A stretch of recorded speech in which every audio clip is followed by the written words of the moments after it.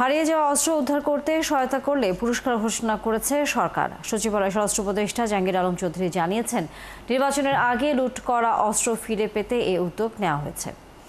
আইন শৃঙ্খলা সংক্রান্ত কোর কমিটির বৈঠক শেষে স্বরাষ্ট্র উপদেষ্টা আরও জানান, অস্ত্র উদ্ধারে যারা সহায়তা করবে তাদের পরিচয় গোপন রাখা হবে। কর্মকর্তা কর্মচারীরা নিয়োগে দুর্নীতি বন্ধে সব ধরনের ব্যবস্থা নেওয়া হয়েছে বলে জানিয়ে জাহাঙ্গীর আলম বলেন, নিয়োগে কোনো কর্মকর্তা জড়িত থাকলে তা জনসম্মুখে প্রকাশের আহ্বান জানান। উপদেষ্টা আশা করেন, নির্বাচন উৎসবমুখর হবে এবং সব রাজনৈতিক দল এতে অংশ নেবে। এছাড়া নির্বাচনের আগেই বেশিরভাগ অস্ত্র উদ্ধার হবে বলে আশা করেন তিনি। হাতিয়ারগুলি উদ্ধারের জন্য আমরা একটা অ্যামাউন্ট ঘোষণা করব, ওই পুরস্কার, এই পুরস্কারের পরিমাণটা আপনাকে এখন জানাই দিচ্ছি। পিস্তল হলো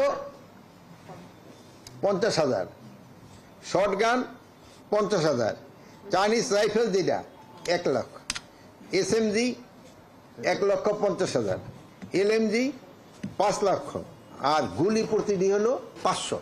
আর এই তথ্যগুলি আপনারা যদি জানান, এগুলি কিন্তু গোপন রাখা হবে যেন কেউ না জানতে পারে। আর চেষ্টা করব যত, এই জন্য তো বিভিন্ন ধরনের ব্যবস্থা আমরা নিচ্ছি।